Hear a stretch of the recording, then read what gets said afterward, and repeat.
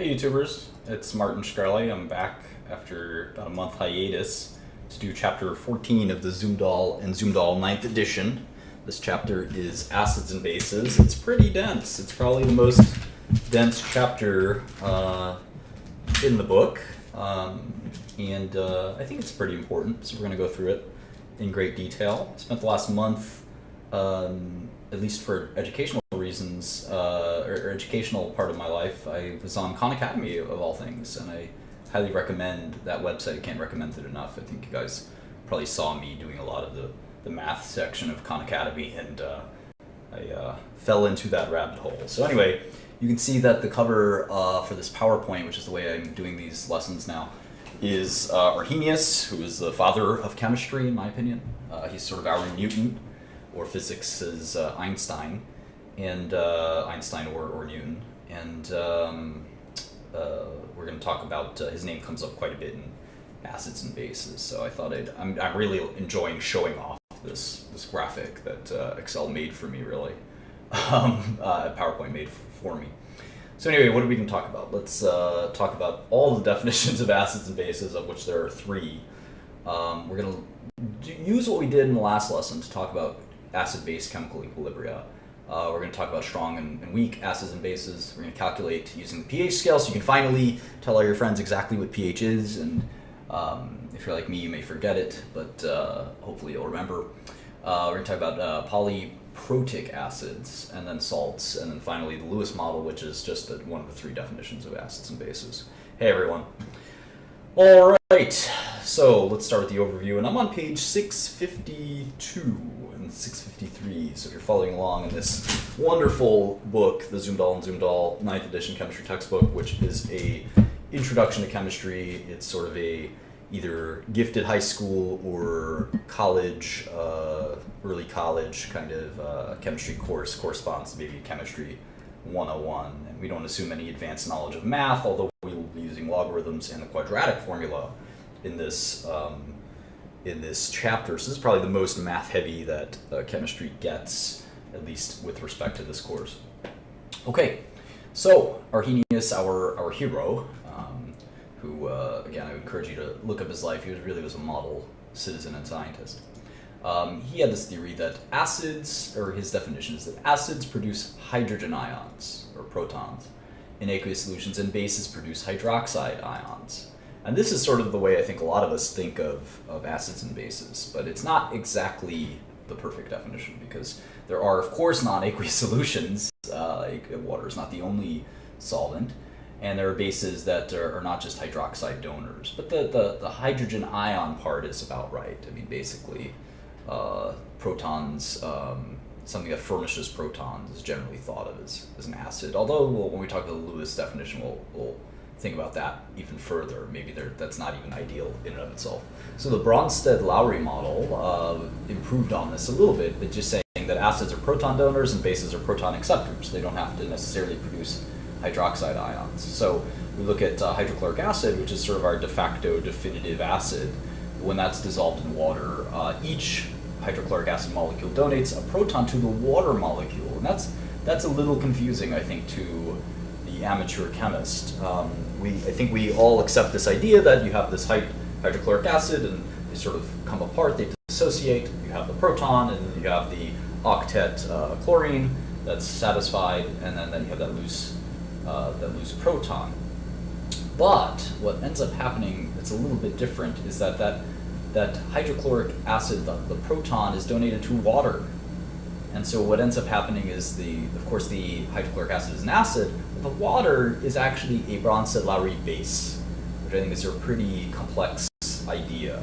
And if you just sort of take that as a given, and you can think about it, maybe at some point when you have more time, as it's really a fascinating concept. What ends up happening is, how does that proton fit on that water? Well, we all know water's H2O, and it's electrically neutral. So how does that work? Well, it becomes an ion. We call that ion hydronium, and this is a pretty complex concept. But let's take it for granted that it's this H3O plus ion, and so one of oxygen's unshared electron pairs is sort of involved in this proton acceptance. So think that through, and might start to make sense. So when we think about an acid and dissolving in water, this is a pretty important and dense terminology that you're going to have to become acquainted with. We think of the acid as this sort of HA, this general A, could be any other, generally it's going to be an anion. So it could be hydrofluoric acid, hydrochloric acid, it could be sulfuric acid, but that A is going to be part of it. You're always going to have an H in an acid, right? So when we put it in an aqueous solution, the base will be this Bronsted-Lowry base of water. And then what ends up happening is they sort of flip in definition. So you have this conjugate acid, this hydronium is a conjugate acid. Why is it a conjugate acid? Well, you can see it's positively charged, right? So it now becomes a proton donor.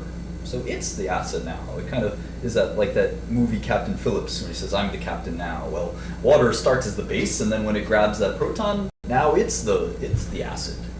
And the opposite holds true for the acid. The acid has given up its proton, it's negatively charged, so now it's the conjugate base. So spend some time thinking about that. It definitely could hurt your brain if you don't exactly understand it. All right, moving on a little bit. I recapitulated that whole idea, and maybe I'll explain it a little bit more. Water is polar. We learned that a long time ago. It has these dipole moments.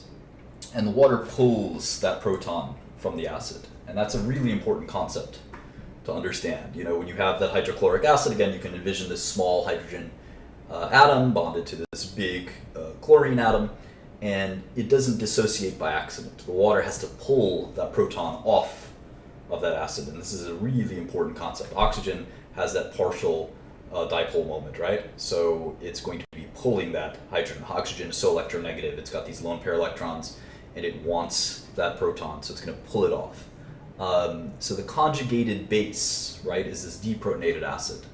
So think about that chlorine again. You know, it's deprotonated. Its hydrogen has been ripped off of it, in essence, by the water, by that dipole moment. The conjugate acid is a protonated water.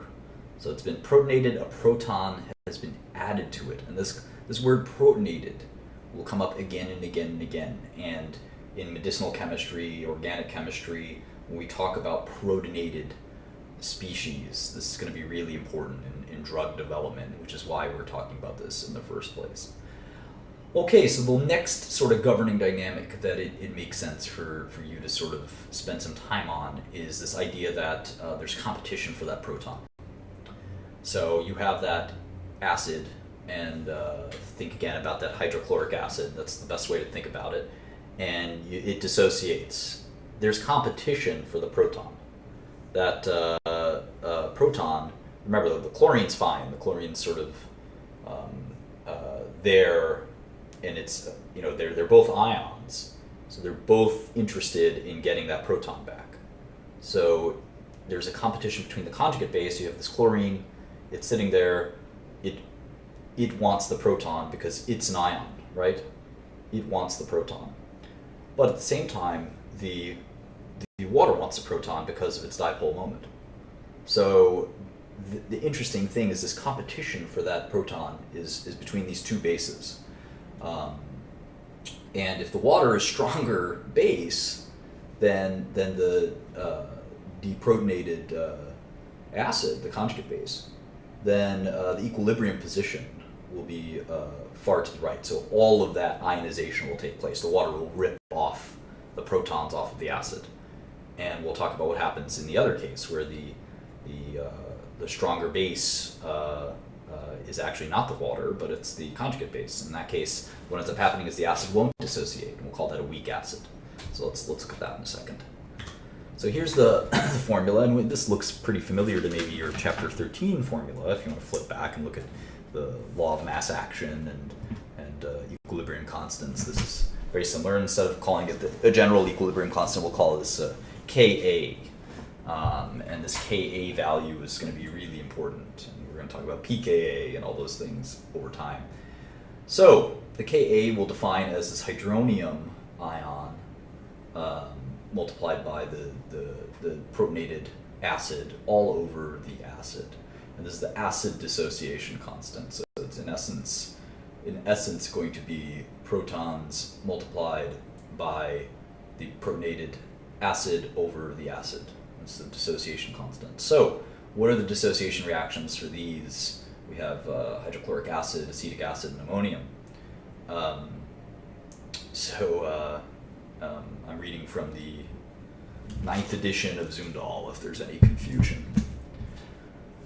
Okay, so here we have hydrochloric acid dissociating into the proton and chlorine, and then same thing for the following two. So we understand what the dissociation reactions look like. It's pretty simple. So how do we use that? Well, the concept of acid strength is where this will come in handy. So the strength of an acid is the equilibrium position of the dissociation reaction. So how much will it dissociate? So a strong acid is where it lies far to the right. So all of the acid is ionized at equilibrium. So this is the equilibrium, right? This is at equilibrium is what we're interested in. So a strong acid will yield a very weak conjugate base. So the water will win this competition. So let's go back here and look at this. So a strong acid will yield a weak conjugate base. The weak conjugate base will lose the competition. For that proton. Water will win it. So that's a really important concept. A weak acid is the opposite, where the equilibrium position lies far to the left. So in this case, in a weak acid, you're going to have equilibrium position, so there's less dissociation. The water, in fact, will lose the competition for the proton, and in fact, the conjugate base will win it, and therefore the acid will not dissociate as much. And that makes sense. It's a weak acid. There's less protons swimming around. So strong acids, we have the sulfuric acid and hydrochloric acid. These are the strongest acids that I think we talk about. And then we have weak acids, of which there are many. So finally, I'll mention organic acids that have the COOH group. These are usually very weak acids like acetic acid and others. Those are the carboxyl function group. All right, so let's talk more about acid strength. The strongest acids, interestingly, you can't measure their Ka. So let's look at this for a second and think about a really strong acid and wonder why that is. Well, if you think about it, the Ka is so close to 1 that it's impossible to measure it. The reactant, the denominator is so small relative to the numerator. So let's look at that one more time. So it's actually the amount at equilibrium. So think about that. They're close to 1 over here, but at equilibrium, the amount of undissociated acid, this won't equal 1. It'll actually be infinitesimally close to 0, the amount that's not dissociated. All of it will be dissociated because it's a strong acid. So these numbers will be close to the molar amount, but this number will be so close to 0 that it won't make sense. It'll be close to infinity. So I misspoke when I said 1. So just think about that. You can't measure the Ka of a truly strong acid because in the law of mass action, it's so small. The unionized acid in this case. Remember, it's the reactant on the bottom and the product on the top. We learned that in chapter 13. So here we have the Ka for a number of other acids where you can actually measure it. So we have chlorus, and we have hypochlorus, and etc. We have hyperchlorus and chlorite. So you can go through all of these. There's an extremely weak acid in cyanide, and sort of stronger and stronger acids over time. So let's look at a basic problem regarding acid strength. Let's arrange the following species in order of their strengths as bases. So here's water, here's fluoride, chloride, nitrite, and cyanide. So very simply, strong acids have weak bases. They correspond quite well. The strongest acids, HCl is the strongest. So Cl must be the weakest base. So Cl is going to be the weakest base. Water is stronger than strong acid conjugate bases, but weaker than weak acid conjugate bases. So we'll think about that, putting it here for now. In the inverse, we're going to have the weak acids, right? We'll have strong conjugate bases. So the strong conjugate bases will be here. So these are very strong bases. So that makes sense if you slow down and think about the idea of the inverse of the acid strength. So really weak acids will form really strong conjugate bases, and these are the bases. So here's the order. All right. Amphotericism. It's a big word, but it means something very simple. Water is amphoteric. It can behave either as an acid or a base, and this auto-ionization is going to be a really important concept for the rest of the rest of the lesson. So, two molecules of water can auto-ionize into hydronium and hydroxide, and there's a formal equilibrium, and here's the equilibrium sign that we learned last time, and you see the water becomes hydronium plus hydroxide, and law of mass action gives us this simple equilibrium. And what's interesting is that we have this ion product constant. You're going to have to really slow down and think about that. The ion product constant we'll call Kw, and here I'll just subscript this W. And this is the dissociation constant for water. And what it is it's actually 1.0 times 10 to the negative 7th molar at 25 degrees Celsius. And we have this masterpiece. And this is a really important concept in acid-base chemistry, where the dissociation constant is equal to the protons multiplied by the hydroxide ions. And what we get when we multiply these two things, if you know a little bit of algebra, is 1.0 times 10 to the negative 4th. So this is the ion product constant, or Kw for water. So this is what we'll get. We'll get this many 1.0 times 10 to the negative 7 hydrogen ions, or protons, and then 1.0 times 10 to the negative 7 hydroxide ions. And so when we multiply them, there's a constant, and this is going to come in really come in handy in a minute. So how do we interpret this? Well, basically in any aqueous solution, the product of protons and hydroxide ions must always equal 1.0 times 10 to the negative 14th. So when we have a neutral solution, they're equal, but an acidic solution, which I think we all understand, is when we have more protons than hydroxide, and vice versa for basic. And of course, one last little footnote here is that pH is going to be temperature dependent. So at a higher temperature, you're going to see a difference in the Kw. But let's not get distracted from the really important concept here that we must always equal 1.0 times 10 to the negative 14th. And this simple concept that water will dissociate into hydronium and hydroxide in this special value, it's going to be really powerful for us to solve some problems. So let's take a look at calculating the amount of ions for both protons and hydroxide ions. So let's do these problems. Calculate the values of I guess H plus and OH minus, hydroxide and protons, for the following solutions at 25 degrees Celsius, and determine if they are neutral, acidic, or basic. Okay. Well, here A, we have 1.0 times 10 to the negative 5th. We had a question here. What does auto-ionization mean? Let's go back real quick, and I just explained it. So water normally is not an ion, right? It is simply a neutrally charged molecule.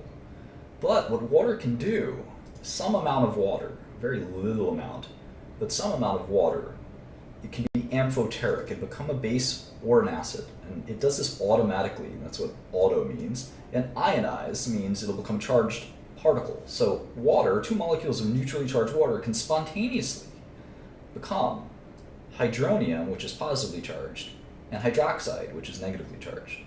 And this will exist in equilibrium. And the ion product constant equilibrium tells us how much of the ions we're going to see, which is 1.0 times 10 to the negative 4th per mole. So I hope that makes sense. All right, yeah, don't wash your hands with 6 molar hydrochloric acid. That would be, you may not have much hands left after that. So anyway, enough jokes. All right, so we're here to calculate the values of 1.0 times 10 to the negative 5th molar hydroxide ions. How many protons are there?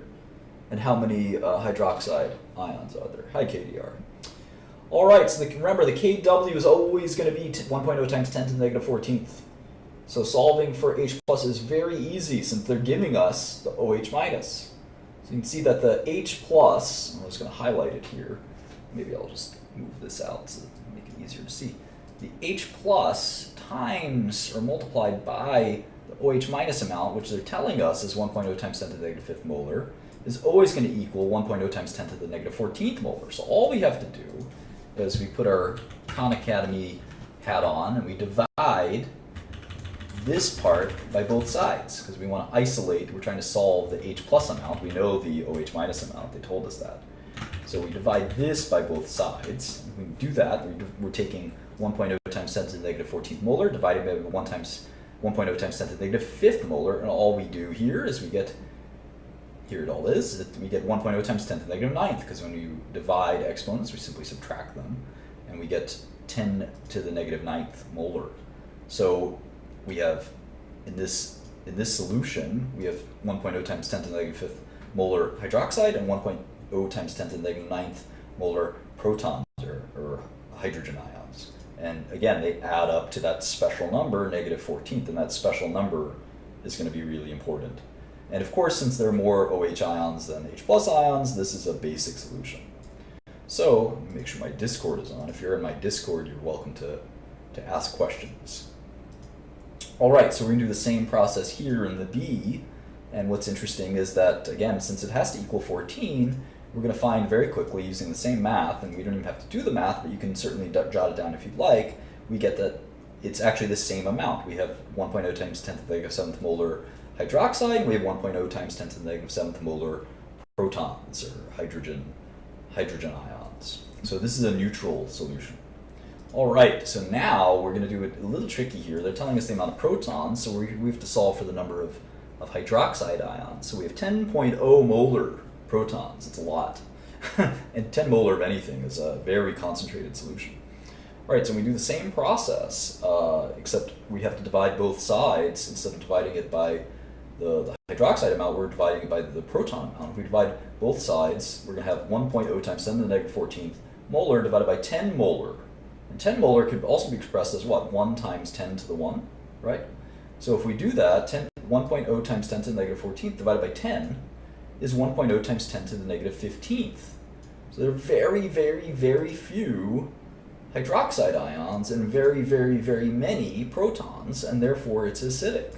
And you think about that solution in your head, and I think you'll learn a little bit more about acids and bases. I think you'll understand it.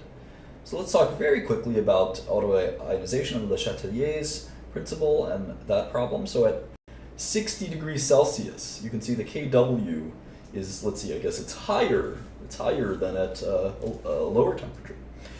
So using Le Chatelier's principle, is the autoionization of water exothermic or endothermic? And let's calculate the ions of a neutral solution. So the Kw is increased due to the temperature change, right? It's gone from 1.0 times 10 to the negative 14th to 1.0 times 10 to the negative 13th. And this is a system which was previously at equilibrium, and it's being heated. It's being heated, so that this value, this Kw, has gone up.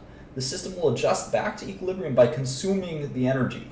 So this is an endothermic. So it's taking in this energy. It's being heated. So it has to get back to equilibrium, and ultimately energy is a reactant.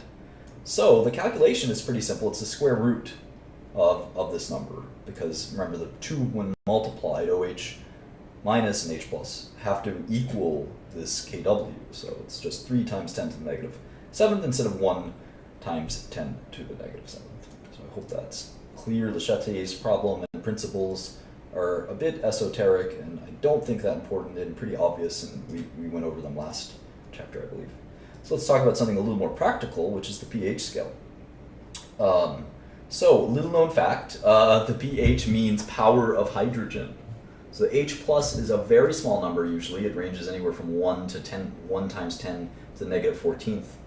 And it's easier to logarithmically express it as a logarithm. So the pH scale is a log scale that transforms solutions with base 10. So if you know a little bit about logarithms, you can do this pretty easily. So if we have H plus as 1.0 times 10 to the negative 7th molar, the pH is the negative log of that, so the pH would be 7. So this is a neutral solution. You might have heard pH of 7 is neutral. That's water, blood, pure water, right? Whereas some people like water that's a little more acidic, and in fact, if you really care about this, you can look up which water is more acidic than others. In fact, that might be fun. Let's do it right now. pH values of water, different bottled waters. That's fun. In fact, I went to a very fancy restaurant in Italy once, the first time I ever went on vacation in my life, and I went to the super super fancy restaurant, and they said, here is the pH of all the different kinds of waters we have. I mean, I've never been to a restaurant that tells you that. It's really, really impressive. And the bill was, the bill proved it. So let's see, the Dasani has a pH of 5.6. This is what I'm drinking now. It's called Nestle Pure Life. I actually don't like the taste that much. Its pH is 7.3, so it's a little basic. And then you have these, Evian is even more basic, it's 7.9. Fiji is a slightly basic, also like Nestle, it's 7.3. Poland Spring is 7.2. Arrowhead, which I think they serve a lot in Europe, or no, Aquafina is what they serve in Europe, is very acidic. Very acidic relative to other waters. So you can measure your own pH maybe of your tap water if you'd like. I don't know. Maybe we can look that up too. Maybe we can look that up too. New York City tap water pH. I wonder what it is. 7.2. So it's a little closer to the Nestle Pure Life. So anyway, that is basically a logarithmic way. And if you don't know logarithms, we can do them real quick here. So we can take -7, and 10 to the -7 is this, right? It's just 1 with the decimal shifted over 7 times. You can just count 1, 2, 3, 4, 5, 6, 7, 7 to the left. And if we do the logarithm, we take the negative number after the logarithm, we get 7. So pH is just the logarithm. It's an easier way to express a really small number, a really large number, as just -7. In this case, it's a negative number, so it's 7. So the smaller this number, the higher the pH. So 14, right, would be the amount of protons is 1 times 10 to the -14th. So the amount of OH ions, hydroxide ions, is the opposite. So remember, because they always have to equal that Kw. So pure acids have almost no hydroxide. So pure acids are close to 1. It's 1.0 times 10 to the 1. They're molar. So you have different pHs here, and you can see apples, Dr. Pepper soda is very acidic, Coke and Pepsi, very acidic, grapefruit and orange juice. And here's stuff you don't want to drink, like bleach, oven cleaner, hair straighteners, soapy water, ammonia, etc. So you can see that some of these cleaners are basic, soaps and so forth. And you think about tasting soap, that's what bases taste like in general. And if you think about drinking Coca-Cola or lemon juice, that's what acids taste like. So we all know that from just personal experience. So let's do a quick pH problem. This will be fun. And now the book, I found a typo. I was actually doing this lesson very vigorously, and then I found a typo. And the typo, for whatever reason, set my brain off into a manner where I didn't want to do the lesson anymore, but I went down Khan Academy road, just participating as a student in Khan Academy, but now I'm back into this mode of wanting to educate, but it frustrated me that there was this typo. But let's flip over to page 660. And I looked on the internet if there was a correction, but I couldn't find it. So in any event, enough of that. What is the pH and pOH, which is the power of hydroxide ions, similar to pH except just measuring pOH, for these solutions at 25 degrees Celsius? Well, the first one they give us is the solution of 1.0 times 10 to the -3rd molar hydroxide ion, and you simply might be able to figure this out in your head. So it's very easy. It's just 1.0 times 10 to the -11th. And the pH scale transforms that to what? To 11. To 11, because that's how the scale works. It's a negative log. So if you want to do it out in math, you could simply write 11, 10 to the -11. This calculator, it takes 10 to the x, you type the x in first, and it's this long number with 11 zeros before the 1, or 11 places, I should say, before the 1. And if we want to take the logarithm, it's a negative log, so we take the log and we add a negative sign and we get 11. pH is 11. And that's a very basic solution because there's so much hydroxide relative to protons. So here we have the opposite. The book has this terrible typo. Let's see, how do I do this? Well, B is I guess I skipped B, which is very easy. B is this, moment. B is 1.0 times 10 to the -7th molar hydroxide, which is simply very easy to calculate. The pH would be 10 to the negative 7th hydrogen ions or protons. So C is what we're dealing with where there's this typo. I just want to make sure the book corresponds to the book correctly. So C is where there's a typo. So here 1.0 molar protons, they want us to find out what is the pH and the POH. So that's the question. So the typo in the book, they try to solve it in the book, and it's all messed up, unfortunately. The OH is 1.0 times 10 to the negative 14th. So it's pretty simple. The pH is 0 and the POH is 14. But the frustrating part in the book is they give the wrong solution here. It's actually 10 molar hydrogen ions. So anyway, that was a little annoying to see, but if you calculate out the values, you'll get the answer as such. So let's move on to the next one, where we have some basic pH intuition. Ali K is correct here. pH plus POH is 14. This is intuitive and it's provable with a little bit of algebra. We use the anti-logs to reverse backwards from using this, and I won't belabor those too much, but it's pretty simple and intuitive. So let's talk a little bit more advanced work, talk about strong acids. So when we look at these strong acids like hydrochloric acid, we have to understand what are the major species of this solution. This is what the book always asks you to do as the first step, and they really like this kind of concept of listing the major species first, and I like it as well. And so the easiest way to do it is water will be the major species, of course, because it's an aqueous solution. And then we'll have protons and we'll have the chlorine ions. So why don't we have any OH ions? And what's interesting here is that the HCl will be completely dissociated. And what we won't have is any HCl. But why won't we have any OH ions? Well, think about that for a minute. And the interesting reason is that autoionization won't produce enough OH ions, and nor will it produce any meaningful H plus ions. So at the end of the day, what will happen is we'll be left with protons, chlorine ions, and water. So by listing these major species, we'll feel comfortable that we can calculate the equilibrium. So let's see how we can do that with this HNO3. So we have 1.1 molar HNO3, and then we have this very, very small 1.0 times 10 to the negative 10th molar hydrochloric acid. All right, so the major species for the first problem will be, of course, protons, the ion, and the negative ion, or the cation, or I'm sorry, the anion, and water. So the negative log of 0.1 molar of protons, which is how many protons there will be, gives us a pH of 1. The pH,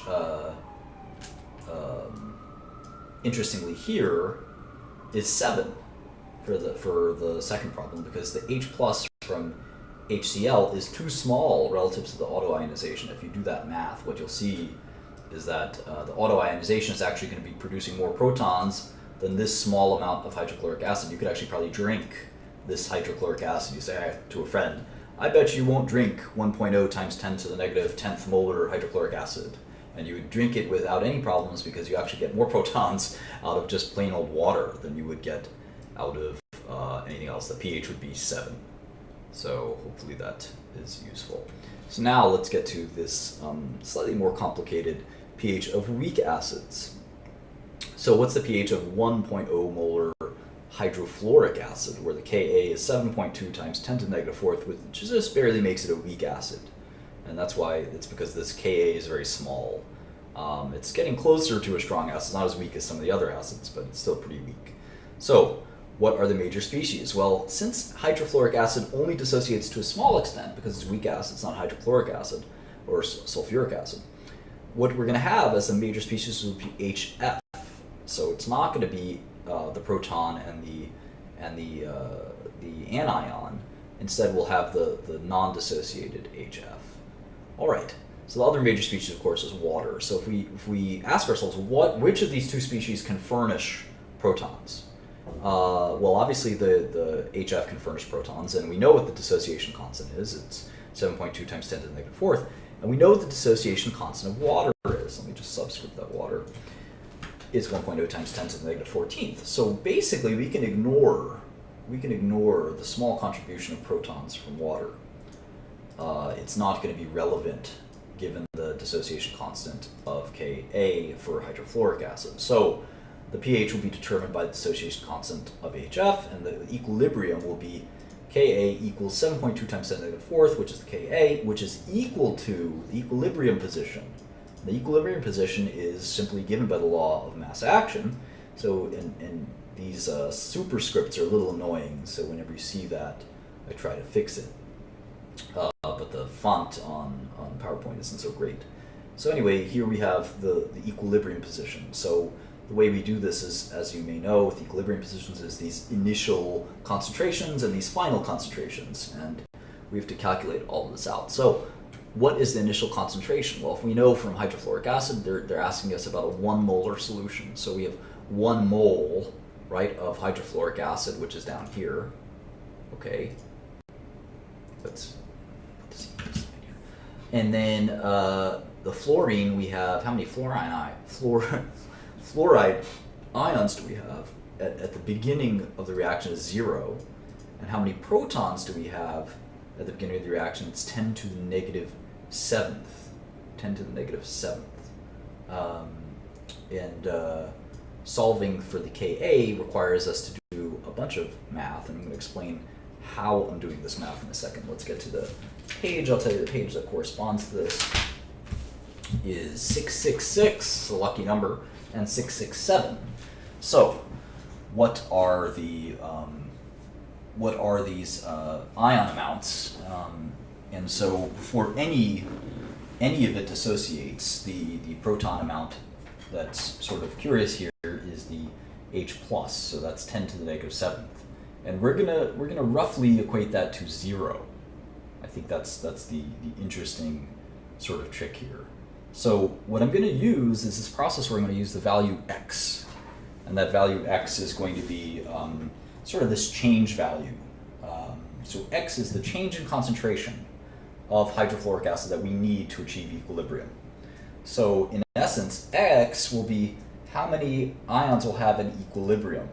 It'll be the same number, interestingly.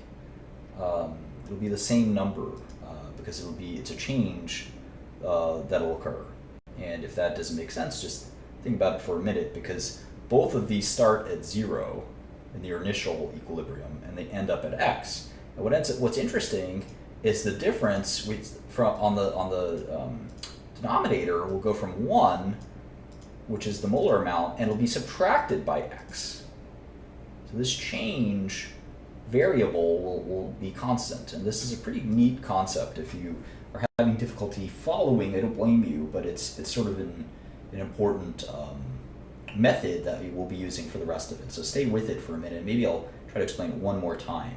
So x is the change in concentration of hydrofluoric acid that is required to reach equilibrium, which is important here, since this is the equilibrium position. We're talking about quadratics in a second. This is where it sort of comes in. So some hydrofluoric acid will dissociate to come to equilibrium. We don't know how much it is, right? And that's the question. We know how much hydrofluoric acid we're starting with.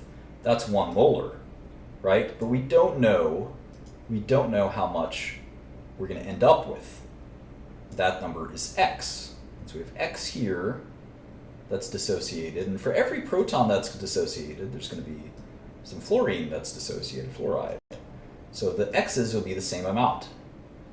And the 1 molar of hydrofluoric acid will decline by however much is dissociated. That should make sense to you. So if we do the math, we're going to get x squared and 1 minus x. Now, how much is going to dissociate? We know how much. It's a very small amount. It's a very, very small amount. So we're going to try to use the quadratic equation in a second, but what's interesting is that the value of x is going to be so tiny that 1 minus x is still going to be very, very, very close to 1, right? So we're just going to call it 1. So the numerator is x squared, the denominator is 1, so basically it's x squared, right? The entire right side of this equation is x squared. And this is sort of a little hard to see, but the Ka we know is given to us at 7.2 times 10 to the negative fourth, and that's going to be equal to x squared. That's the equation. So if we take the square root of both sides, we'll solve everything for x, and x is 2.7 times 10 to the negative second. So this is a very simple way to calculate the values of this, and so we can use the pH, simple pH to calculate this out. So what's the negative log? I guess I skipped that here, but we can do it pretty easily, right? So we take 2.7 times 10 to the negative second. So let's see, 2.7 times 10 to the negative second. Let's take the log first, and then we'll multiply by 2.7. And then if we do the log, and then we negate it, we get 1.5. So pH is 1.56. So this is the Ka, which is, we can convert into pH very easily, and you should be able to do this quite easily. So X, of course, is going to be the amount of hydrogen ions, as well as the amount of fluoride. So pretty simple. All right, so let's talk about very easily and quickly here 14.5. By the way, we're skipping one other weak acid problem, which is very simple, and a mixture of weak acids problem, which is very simple. If you want to do those problems, you're welcome to do them. They're on page 669 in 670, and there's this ICE method that is going to be very useful, and the book teaches that ICE method on 670, and we're going to simply look at percent dissociation, which is a very simple concept where we're taking the amount dissociated divided by the initial concentration multiplying by 100. So we're trying to guess, or really trying to represent what percentage of the weak acid has dissociated. So in this case, in the case of the 2.7 here, 2.7 times 10 to the negative second over 1 molar, this is 2.7% dissociated. And sometimes that's going to be useful if you are in this field quite a bit. All right, so now let's talk about, and then the ICE method is listing the initial and the equilibrium concentrations and the change using X, and we just use this to solve a method. And this ICE method is kind of an easy way to remember how to do these problems. All right, let's go to bases. So remember, Arrhenius, our hero, defined bases as a substance that produces OH ions, but the Brown-Sedlari definition improved that a bit by saying bases are just proton acceptors. So that is interesting. So there are strong acids and there are also strong bases that completely dissociate. Here's sodium hydroxide, potassium hydroxide. These completely dissociate. So you have Na, sodium, and natrium if you like your Latin, and that sodium dissociates from the OH ion. So you have Na plus, the cation, and OH minus, the anion or hydroxide, and this happens all the time. So this strong base, let's calculate the pH. Well, this is going to be pretty easy. The pH of 5.0 times 10 to the negative second molar sodium hydroxide. Well, the major species are the first thing we're going to list. We're going to have Na plus, or cation, hydroxide anion, and water. Well, we know that there's autoionization, but the OH ion is 5.0 times 10 to the negative second, which is vastly more than what we're going to get from autoionization, which is 1 times 10 to the 1 times 10 to the negative seventh. So we're going to ignore the autoionization hydroxide ions. And using the ion product constant Kw, we're just going to have Kw, which we know what that is. It's 1.0 times 10 to the negative 14th, is equal to the amount of protons times hydroxide ions, and we know how many hydroxide ions there are. Now we can rewrite this by dividing OH by both sides. So if we want to solve for protons, we divide OH by both sides, and we're left with protons on the right side, and Kw divided by OH minus on the right side, which is easy to solve because it's just simply 1.0 times 10 to the negative 14th, which is Kw, divided by 5.0 times 10 to the negative second. And if you know a little bit of math, it's very easy to solve as you just subtract the exponents. In this case, you can do some gymnastics to do that. And all you end up getting is 2.0 times 10 to the negative 13th. And if we do the pH of that, just take out our calculator, do negative 13, 10 times 10 to the negative 13th is that, multiply that by 2, take the log, and we get negate the log, and we get 12.7. Page is 12.7, so this is a very basic solution. And that makes sense because it has this, it's a base.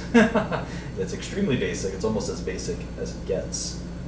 The only more basic solution would be if it was 1 molar sodium hydroxide. And then of course 10 molar and so forth. All right, let's do some more base work. When bases are dissolved in water, they increase the concentration of OH minus hydroxide because of their reaction with water. How does that work? Well, let's look at ammonia and water, and it reaches this equilibrium where it's ammonium plus hydroxide. So even though ammonia doesn't produce OH, it increases the OH in the solution, which makes it a base. So bases like ammonia that don't have OH groups will typically have a lone pair of electrons. They'll bond to a proton. When we talk about Lewis' definition, it's going to be pretty important. So here's this general reaction. We have a base, B, that's in an aqueous solution. We have water, which will act as the acid in this case. Remember that this amphoteric property, because we had, a while back, we had water acting, where is it? Acting as a base here.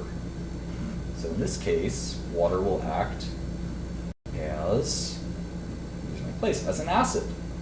And then the opposite will occur, where the base will become the conjugate acid. Think of Captain Phillips, I'm the captain now. Now the base says, I'm the acid now. He's been a base his whole life. Now he becomes the acid. He takes over the ship. And in this case, the water, the hydroxide becomes the conjugate base because it wants, it is negatively charged. All right, and they'll battle for that proton the same way that the acids did. All right, so the equilibrium constant is similar. It's Kb is this, the base and the proton on the top. At the equilibrium position, you have the hydroxide ion all over the base. And bases of this type compete with the OH for that proton. So the small values for Kb are weak bases. So ammonium, for instance, has a Kb that's very, very small. And so, for instance, let's take that and try to calculate the pH of 15 molar, that's a lot, solution of ammonia. It's a very weak base, though.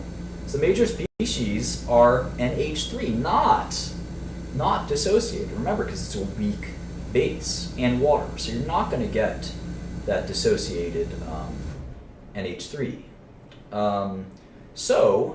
Both substances can produce OH minus, but we ignore the autoionization because it's so small. So what does that end up looking like? Well, let's add it all up. So we have the NH4 plus, which is what it becomes, right? This ammonium, and then the OH minus from the water. And this is all over this equilibrium position. We know what the Kb is already. So what we solve for is using this ice method. We have these x's that represent the change.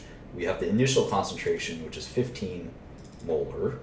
And so we have the two x's. And remember, we stay at 15, even though the 15 is changing, right? That 15 molar is the initial concentration. It's the ionized. And the equilibrium concentration, we're still going to be 15 because the x is so small that it's not really going to change the 15. The value is what? It's 1.8 times 10 to the negative fifth. So that 1 minus that is still so close to 1 that we're just going to call it 1.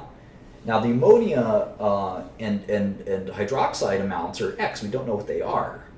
But we know what the dissociation constant for the base is. So we do a little math and we get x squared over 15 equals this number. And I guess if we multiply 15 by both sides and then take the square root, like we did last time, we get this number. And so the pH is 12. So the H plus is derived from the ion product constant. If you didn't follow all of this, just do it over and over again. And I think you'll get comfortable with how it was done. All right, and for reference, this was all done on page 676 and 677. And what's interesting on getting these values for the H plus is we use the KW, the ion product constant. So I think that 2.0 times 10 to the negative 13th and getting this number 6.3 times 10 to the negative 13th was interesting. It's an interesting method at the very least. So getting that kW and then using it to calculate the rest was how we got here. Okay. So this had to be the log amount, so keep that in mind. This is how we solve for the OH amount, right? This made a lot of sense using the Kb, and then we use the ion product constant to get the H+. So as we multiply these two, they will actually equal 10 to the negative 14th. And we get the pH from this amount, not this amount. This would give us the pOH. So we could solve for the pOH immediately from using the equilibrium constant and solving this x squared and rationalizing it. But to get the pH, we had to derive it from the H+ from the ion product constant. So hopefully that made sense. Okay, we're almost done here. Polyprotic acids, say polyproton, right? So polyprotic acids furnish more than one proton. So we have sulfuric acid here, and then we've got phosphoric acid here. Phosphoric acid will give up 3 protons, sulfuric acid will give up 2 protons. Sulfuric acid is the other archetypical, very strong acid. So polyprotic acids dissociate proteins successively, so one after another, and they have different Ka values. So we have Ka1 and Ka2, and you can see that the Ka values become weaker. They become weaker acids as they give off more protons. So the first proton that sulfuric acid gives off is very strong, and it's a strong acid, but the next time it's giving up a proton, it's actually a weak acid, interestingly. So these examples are actually easier than it might be, because we can actually ignore the successive acids because the first acid is the major proton donors in the major species, the same way we ignore autoionization protons, for instance. So sulfuric acid is a little different because it's a strong acid to begin with, and the second acid is a weak acid. So you can read page 683 if you really want to learn how to solve sulfuric acid problems. It's not that difficult and not that different from how we use an ice table, but there is an exception. You do have to do a little bit of gymnastics that I think is beyond the scope of what we're trying to learn, so I skip it. If you want to learn it, 683, 684, 685, 686, and you'll be home free on how to solve sulfuric acid, polyprotic acid problems. All right, 14.8, we'll talk about the acid-base properties of salts, and this is actually pretty interesting. Now, the book waits until page 686 to define a salt, and a salt is simply an ionic compound, like NaCl, for instance, sodium chloride. So we have salts like that have cations and strong bases like sodium hydroxide, and anions and strong acids like chlorine and hydrochloric acid, and they don't have an effect on pH when dissolved in water. So when you put salt in water, you might ask, you can ask your friends, well, I'm putting some salt in this water, is this changing the pH? And a smarter person who knows all this stuff, I guess, or a knowledgeable person would say no. And we see this in conjugate bases. So conjugate bases of strong acids have no affinity for protons. And this is why this makes sense. If you, again, think about this as a really strong acid, this conjugate base, Cl-, we know it can't compete with water for that proton. It loses that. So it's such a weak conjugate base that it's not going to change the pH. And that's sort of why this happens. If you want to learn the theory of it.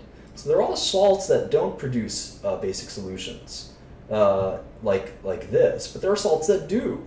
So sodium acetate, here's sodium acetate, you can recognize this will become Na+, which won't do anything because of what we just talked about regarding it being a salt, but you do have this acetate ion. So this is acetic acid. So the major species will be sodium, which won't do anything, but you will have acetic acid, or the acetic ion, I should say, and water. So the reaction will be driven by the ion. So the ion, of course, is a base because it's going to want protons. It's going to want H+, as you can see, and water is the proton supplier. So what does this look like? Well, here's the ion, and let me just take a look here, what page we're on, 686 and 687. So the acetate ion will demand the protons from the water, and so here's what it'll look like. And the water, interestingly, right, the water will produce hydroxide ions because the water will furnish the proton over to the acetate ion, and H2O will become OH since one of the H's is skipping town to go to the acetate. So Here you have a creation of OH ions, which is what's making a base. That makes sense. So now this becomes a conjugate acid, or acetic acid is what we recognize it as, which is a weak acid. So the Kb, we want to calculate the Kb. Well, we know what the Ka is. Ka of acetic acid is in every elementary textbook of chemistry. You just look it up. It's 1.8 times 10 to the negative fifth. It's a pretty weak acid. We've looked at similarly weak acids, right? And so determining the Kb is actually really simple because Ka multiplied by Kb has to equal Kw, which makes sense. So this is an easy way to sort of calculate Kb. And now using the equilibrium position, we can kind of do the problems the same way we've done them using the major species and the ice approach.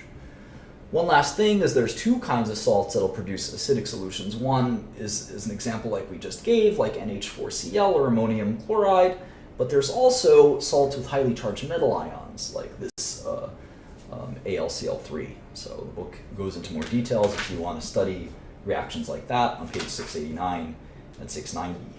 Last thing we'll talk about before, I guess two last things we'll talk about is how the effect of structure on acid-base properties. So how does that work? Why do these things happen? And I love these really theoretical underpinnings of these dynamics. So interestingly, any molecule that has a hydrogen could be an acid, right? I mean, that's a good way to think about acids. But not all of them are. Like if you look at some of these CH bonds, so like benzene, or our favorite CH4, right, methane, and some of these are like some of the other ones. We have what we've got here, chloroform and nitromethane and other methyl-containing groups with these CH bonds are not going to be hydrogen donors. They're not acids. Why? Well, the CH bonds are very strong and they're non-polar, right? Because the electronegativity is so close. But we have an HCl bond. It's actually stronger than a CH bond, but it's very polar because the Cl is so electronegative. So this will furnish that hydrogen ion. That proton will bounce out, whereas it won't in the case of this strong bond CH that's nonpolar. All right. In oxyacids, we have another interesting governing dynamic. So the more oxygens, the more electronegative, and the more easy it destabilizes the OH bond, and the more easily that proton jumps out. And that's a sort of an interesting idea, and I would encourage you to spend some time thinking about why, say, if you have HClO4, HClO3, HClO2, and just HClO, why you get the stronger and stronger acids at the more oxygens you have. And I think you'll see how it makes sense. And of course, it has to do with the bond regarding water. All right. Finally, we'll look at some oxides here. So we've got a situation where we're looking at SO3, and then we're looking at it becoming in water sulfuric acid. So the SO bonds are very strong and the HO bonds are not. So in this situation, you're going to have these very strong SO bonds, and this is a covalent bond, right? So you have the water bond or the OH bond will break and produce protons. So these are acidic oxides because they're covalently bonded. Now you have ionic bonds where you have basic oxides because say with this CaO or K2O, these are ionic. This Ca is a cation, so it'll dissociate, and the oxygen will actually have such a high affinity for protons, there'll be the opposite situation. It'll strip them from H2O, and you'll be left with hydroxide ions. So you have these oxides have interesting basic properties that I think you can work out in your head and enjoy them. And if you need examples, sulfur trioxide and what it's doing to water as a covalent bond, and why these oxygens are going to be stripping off. Right, it'll be stripping off from the water such that you'll be left with H2SO4, sulfuric acid, and then those OH bonds will kick out those protons, and the opposite will happen here. So spend some time thinking about that, and I think you'll enjoy sort of why that all happens. Last slide, very simply, is the Lewis model. So Lewis, this chemist G.N. Lewis in the 1920s, who postulated that Lewis acids is the most general form. So you have the Arrhenius is the least general Then you have the Bronsted-Lowry, which is less general, and then or more general, and this is the most general definition of acids and bases. So a Lewis acid is an electron pair acceptor, and a Lewis base is an electron pair donor. So if you think about the classic proton as being a Lewis acid, right, and the classic hydroxide being a Lewis base, right, that Lewis base is a electron pair donor, and those electron pairs are coming from the oxygen, whereas the proton is electron pair acceptor. It's very excited to get those electron pairs. So the reason this is interesting, it's very similar to the Bronsted-Lowry model, but the subtlety is to include some more reactions that the Bronsted-Lowry model doesn't account for. So if you take this this very common reaction that the book loves is boron trifluoride and ammonia. Boron trifluoride, interestingly, doesn't have any hydrogen atoms. So thinking of it as an acid could be a little bit difficult, but it is a Lewis acid because it has electron pair. It's an electron pair acceptor. It has room for an electron pair, whereas the ammonia, we know on the nitrogen with its 5 valence electrons, there's 2 that are unbonded. It's a lone pair, and it can donate it to boron trifluoride. So I hope that's helpful. This is the end of the chapter. We're on page 700. It's about a 1,000-page book, so we're about 70% done. The next chapter is again on acid-base equilibria, a little more complicated. We're going to look at buffering and titrations and things like that, but it will really leverage the last 2 chapters. And then we'll head over to chapter 16, which is about solubility and more ion equilibria. So a little bit more math, and then I promise we'll be done with the math when we're going to look at chapter 17 for entropy and energy, spontaneity, do a little electrochemistry, I think, in chapter 18. And then chapter 19, it will be fun to talk about the nucleus and radioactivity, and then ultimately we're done at that point, where chapter 20, 21, and 22 are sort of previews for organic chemistry, and then as promised, we'll get into organic chemistry. So that's really it. I anticipate trying to do these every few days. My life is a little complicated, and I may not be able to keep that schedule, so we'll take a look. As always, you'll see me on Twitter. I hope you enjoyed this, and thank you all so much for joining.